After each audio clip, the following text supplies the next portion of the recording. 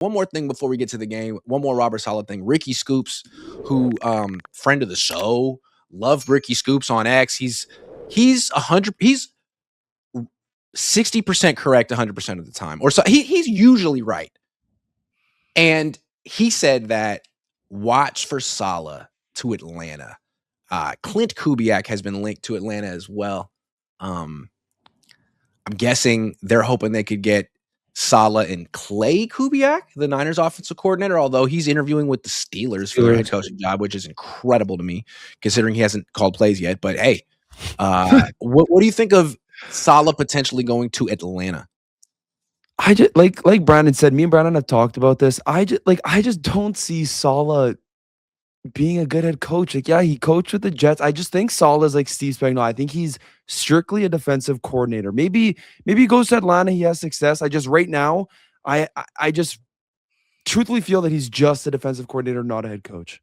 I think any place he goes, I don't think he'll have success. Maybe with Baltimore. No, but only because he has a quarterback. But like, I still don't think he will have as much success because there's very few DCs that become recently that become incredible football coaches. You know, like head football coach. Like you can count them on your hand over the past like decade. Like Mike Vrabel became an excellent football coach for Tennessee, and he was a defensive guy, and now he's an excellent coach for the Patriots, right? Most of the time it doesn't work out. Like you got Aaron Glenn, you got Raheem Morris, you got all these guys. The successful hires are typically like Ben Johnson types. Like you want guys that can call plays, right? Like Mike McDonald's pretty good. Yeah, but that's a once in a generation guy. I mean, kind of. When you look at like he was a home run hire, but like how many defensive guys have been home run hires the last decade, right? So like when I'm looking at Saleh, I'm like, why would I want Vance Joseph or Robert Saleh when I know that Robert Saleh has failed as a head coach already, and Vance Joseph probably is a Peyton merchant and can't do anything on his own? Like, you know what I mean? Like Peyton's always had good defenses throughout his head coaching career. I know he's had a few different DCs, one of which was trying to injure players back in the day, which we won't talk about. But, you know, like, I don't know, dude. Like the Falcons, it makes sense on paper defensively because they have the personnel that I think Saleh would want with James Pierce and Jalen Walker, and they have great DBs. So, you know, Saleh is great at coaching up D linemen so that they could get those interior guys working. But then who's going to like help the quarterback, bro? Like you got Kirk Cousins, he's old, right? Then you got Michael Penix, who's always injured. You know what I mean? And Clay Kubiak hasn't even called plays. How's he going to help? Well, I mean, Clay Kubiak's in demand. He might become a head coach in a week or two. I feel like the allure with Saleh is like, yeah, he failed with the Jets, but so has everyone. I mean, so did Pete Carroll. He could be the next Pete Carroll. And what's nice about he's going to have an elite defense. And as far as offense goes, he should have the Shanahan network. Like he should be able to bring a little Kubiak with him or someone. I mean, if he doesn't have a good OC, then I wouldn't hire him, of course. But it's like the idea to me is that he would have a good OC this time around, and he would have maybe Mac Jones. Like maybe you could go to Atlanta and say,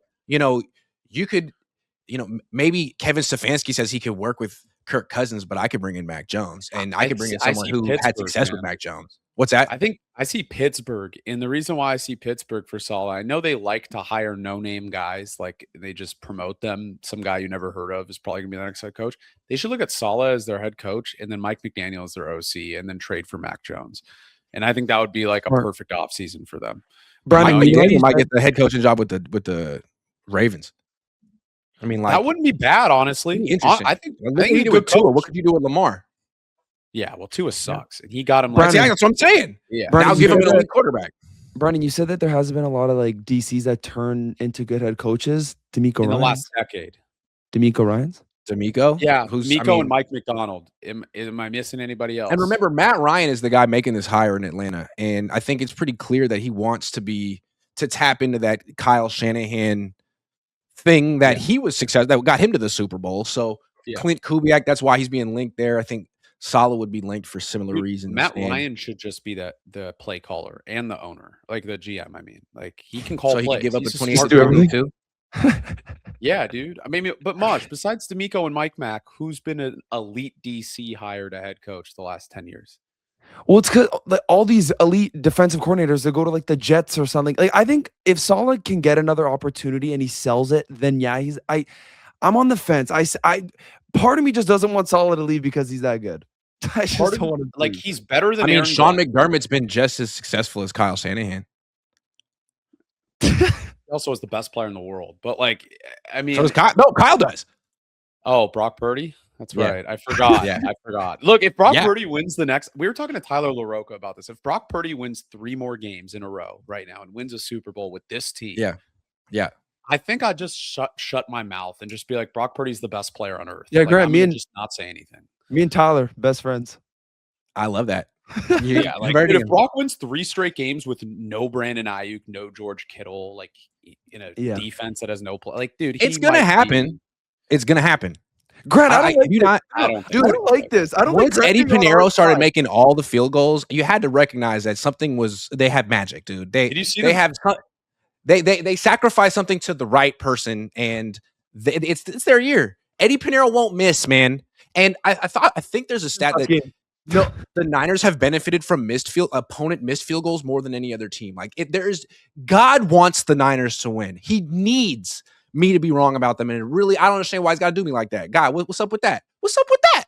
Why does Lombardi got to be right and I got to be wrong? How about that? Why?